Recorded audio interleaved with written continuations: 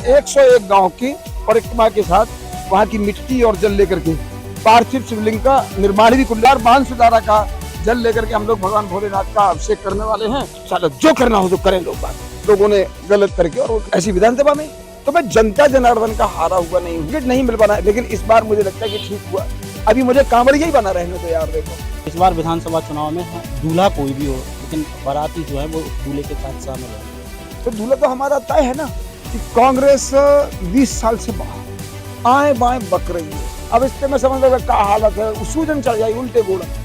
चुनाव जीत करके जाऊंगा, अभी 17 से जीता था, अब 27 के ऊपर निकल के जाऊंगा। नमस्कार, इस वक्त मैं मौजूद हूँ नगदा बमोरी गांव में और यहाँ पर पूर्व विधायक के श्रीवास्तव जी की जो है वो कांवड़ यात्रा निकल रही है। देख सकते हैं आप, हजारों कांवड़िया जो हैं पूर्व विधायक के श्रीवास्तव के साथ में हैं। आप देख सकते हैं, जितना पीछे हम चाहेंगे कैमरा पर्सन से कहेंगे ये अंतिम तक आप दिखाएं, अंतिम पंक्ति तक आप देख सकते हैं कि हजारों की संख्या में जो है कांवड़ के पूर्व विधायक के श्रीवास्तव के साथ चल रहे हैं। और पूर्व विधायक के श्रीवास्तव का ये जो कांवड़ यात्रा है हर वर्ष निकाली जाती है, लगभग 15 वर्ष से ये कांवड़ यात्रा निकाली जा रही है। सीधा हम उनसे चर्चा करेंगे, वो मेरे साथ मौजूद, मैं भी उनकी कांवड़ यात्रा में इस वक्त शामिल हुआ हूँ और ये हमारे साथ पूर्व विधायक के श्रीवास्तव जी मौजूद हैं। हम सीधा उनसे आपको दिखाएंगे। आप देख सकते हैं ये कांवड़ है, वो खुद इस पूरी यात्रा को मैनेज करते हैं और ये यात्रा कई किलोमीटर तक निकाली जाती है। तमाम नदियों का जो पानी वो लिया जाता है और इसका समापन जो है भोलेनाथ की नगरी कुंडेश्वर में किया जाएगा। इस वक्त मेरे साथ पूर्व विधायक के श्रीवास्तव जी हैं। विधायक जी, लगातार कई वर्षों से आपकी जो कांवड़ यात्रा है वो निकल रही है, इसका सफर शुरू कहाँ से हुआ था और समापन कहाँ होगा? तो 15वीं साल है, 14 सालों से ये यात्रा शुरू है और हर बार अलग अलग से, एक आध बार कभी ओरछा से बेतवा मैया का जल लेकर के निकले तो 101 गांव की परिक्रमा करते हुए हम लोग कुंडेश्वर में अभिषेक किए। एक बार आम घाट जामनी नदी से जल लिया, एक बार धसान नदी से जल लिया, एक बार रोहिणी नदी से जल लिया जो उत्तर प्रदेश की सीमा में है, फिर कभी उर नदी हमारे यहाँ, वहां से हमने जल लिया। ऐसे अलग अलग स्थानों से जो देव स्थान है वहां का जल लेकर के इस बार 2-3 बार से इस बार बांध सुधारा का जल लेकर के हम लोग भगवान भोलेनाथ का अभिषेक करने वाले हैं।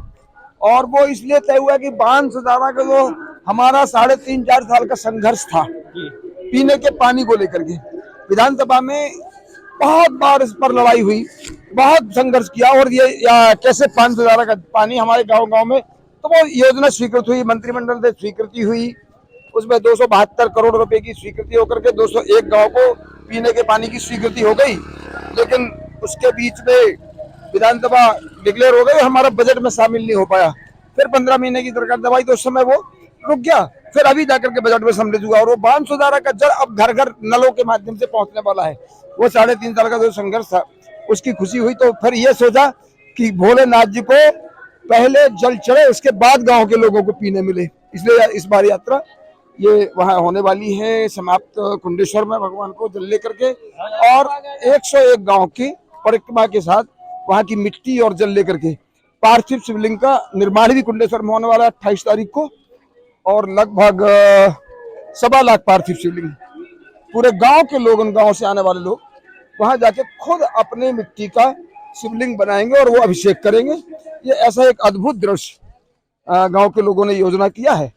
मुझे लगता है कि सोमवार है अंतिम और बहुत लोगों को, भगवान शंकर जी को सावन बड़ा प्यारा महीना है, इसलिए वो सब कार्यक्रम 28 तारीख को सोमवार को होने वाला है, तो हम सब आनंद लेंगे उसका। आपको पानीदार विधायक कहा जाता था जब आप विधायक थे, अभी भी लोग कहते हैं कि अभी मैं देख रहा था जब जैसे ही आपकी कांवड़ यात्रा शुरू हुई थी, तमाम सोशल मीडिया जो प्लेटफॉर्म है उस पर लोग लिखने लगे थे कि पानीदार विधायक की जरूरत है। क्या फिर भी दावेदारी करेंगे और फिर से एक बार पानीदार विधायक की कमल मिलेगी? मैं अभी देखिए शुद्ध मन से मैंने अपनी कांवड़ यात्रा के प्रारंभ में भी कहा था कि हम हैं राजनीतिक क्षेत्र में काम करते हैं, लेकिन ये 11 दिन 365 दिन किसान किसानी करता है, व्यापारी व्यापार करता है, सर्विस वाला सर्विस करता है, राजनीतिक लोग राजनीति करते हैं। लेकिन ये 11 दिन मैं चाहता हूँ कि हे प्रभु, हे भोलेनाथ, इतनी शक्ति देना कि मुझ में भी अहंकार नहीं आने पावे और मेरे अंदर राजनीति का कोई अंश मात्र भी इन 11 दिनों में, जब तक कांवड़ यात्रा चलने वाली है तब तक ये भाव आना नहीं चाहिए। तो मैं अभी केवल शुद्ध मन से कांवड़िया बन करके निकला हूँ।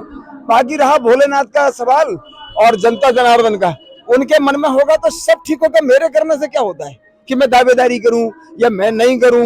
मैं दावेदारी करूंगा लेकिन जनता नहीं चाहेगी तो थोड़ी सब कुछ हो जाएगा। ये जनता की दावेदारी सबसे महत्वपूर्ण, वही उम्मीदवारी है। लेकिन एक राजनीतिक सवाल कर लेंगे, आप 17,000 वोटों से जीते थे यादवंत सिंह से, फिर भी आपका पिछली पंचवर्षीय में टिकट काट दिया गया था। फिर चुनाव आने वाला है, चुनाव के पहले आपकी कांवड़ यात्रा चल रही है। लोग तो यही अंदेशा लगा रहे हैं कि इस बार जो है के श्रीवास्तव मैदान में होंगे। देखिए 17,000 से जीता था, टिकट कटा। मैं नगर पालिका में भी, सबको पता है और पूरा मध्य प्रदेश जानता है, माननीय मुख्यमंत्री शिवराज जी भी कई जगह हमारे भाषणों में, अपने भाषणों में मेरे टीकमगढ़ नगर पालिका के कार्यकाल को उल्लेख करते। उन्होंने कहा कि मैं तुम्हारे नगर पालिका के कामों को कहता हूं। उसके बाद भी टिकट नहीं मिल पाया और उन्होंने कहा नहीं कि तुम्हारे अलावा किसको लड़ना नगर पालिका। अरे मैं तुम्हारी उदाहरण देता हूं, इतना शानदार सुंदर सजाया टीकमगढ़ को, पीने के पानी की व्यवस्था इतनी की, तो तुम्हारे अलावा और कौन है वहां, तुम्ही को लड़ना है।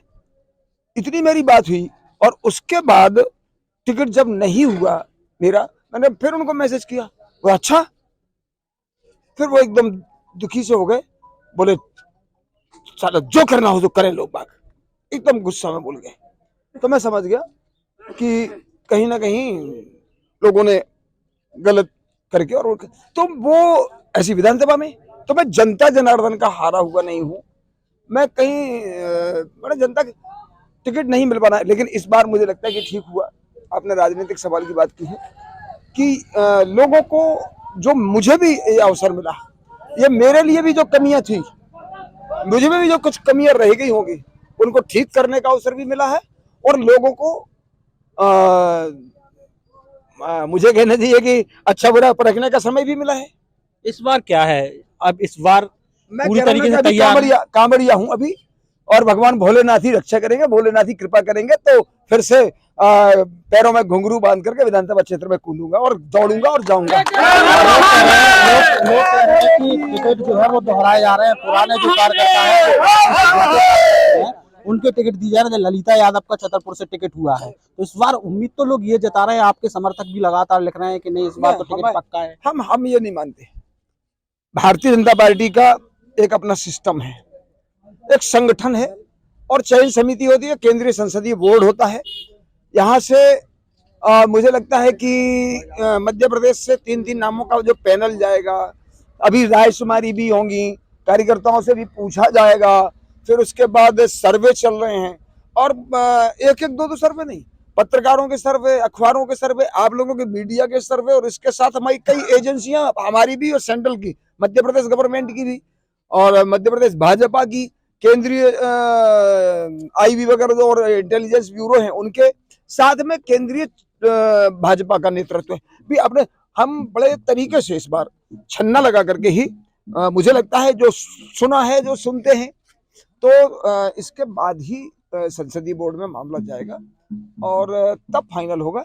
बस हम होपफुल हैं, हम पूर्ण भरोसे में हैं कि शायद जनता की आकांक्षाओं पर जो काम करने का अधूरा रह गया उसका अवसर मिलेगा आगे। टीकमगढ़ में अक्सर ये कहा जाता है कि भारतीय जनता पार्टी में जो है वो गुटबाजी है, तमाम गुटों में भाजपा बट चुकी है, आप क्या मानते हैं? नहीं, मैं ऐसा मानता हूं कि परिवार में भी कभी कभी एक भाई, दो भाई, भाई बहनों में झगड़े, माँ बाप में झगड़े, पति पत्नी के झगड़े हर घर में लगभग होते हैं, ठीक है, लेकिन कोई दूसरा अटैक करके तो देखे। वो मतभेद है, मनभेद नहीं है। इसलिए हमें लगता है कि हमारी भारतीय जनता पार्टी में कोई गुट नहीं है, हम निर्गुट हैं और ताकत के साथ कांग्रेस का मुकाबला करेंगे और कांग्रेस मुक्त भारत की जो बात माननीय नरेंद्र मोदी जी ने कही है उस पर हम सब खड़े उतरेंगे। अभी मुझे कांवड़िया ही बना रहने दो यार। देखो, एक सवाल और अंतिम सवाल, अमित शाह जी आए थे ग्वालियर में, उन्होंने कहा था कि इस बार विधानसभा चुनाव में दूल्हा कोई भी हो लेकिन बाराती जो है वो उस दूल्हे के साथ शामिल होंगे। तो दूल्हा तो हमारा तय है ना, हमारा दूल्हा तो तय है, कमल का फूल, और हम सब बाराती हैं बस। उसके बाद अब दूल्हे में जो कमल का फूल है उसको उठाएगा कौन, ये पर डिसाइड होना। तो आप पालकी में आगे लगने की कोशिश सब कर रहे हैं, हम भी कर रहे हैं। कांग्रेस कह रही है इसके बार सत्ता से बाहर कर देंगे वो भारतीय जनता पार्टी को। ऐसा है कि क्या होता है कि कांग्रेस 20 साल से बाहर है, आए बाएं बक रही है, मरणासन अवस्था में। हमारे यहाँ बोलते हैं वो एकदम बुखार चढ़ा तो बोले वे आए माए बकने लगे। आए माए कब बकता है? जब माने वो जैसे कोमा में चला था ना, तो आए बाएं बकने लगा। तो अब उनकी मुश्किल है सुधर भी स्थिति, और वे आए बाएं बक रहे। तो आए बाएं बेऊ बकत, तो जी आए बाएं बक रही कांग्रेस। अब इससे मैं समझ लो क्या हालत है, सूजन चढ़ जाए उल्टे गोड़न। चलिए अंतिम सवाल, बिल्कुल अंतिम सवाल है ये, आपका और यादवेंद्र सिंह का इस बार फिर से मुकाबला हुआ तो स्थिति क्या होगी टीकमगढ़ विधानसभा की आपके नजरिए? चुनाव जीत करके जाऊंगा। अभी 17 से जीता था, अब 27 के ऊपर निकल के जाऊंगा। विधायक के भी जो अपनी कांवड़ यात्रा लेकर निकले हैं, कांवड़ यात्रा का समापन पिंडेश्वर में होगा। और हमसे चर्चा की, कांवड़ पर यात्रा पर भी चर्चा की और तमाम राजनीतिक सवाल भी किए। उन्होंने कहा है कि इस बार अगर उनका यादवेंद्र सिंह से मुकाबला होगा तो इस बार 17,000 नहीं 27,000 से जो है टीकमगढ़ विधानसभा में भाजपा को जीत दर्ज कराएंगे।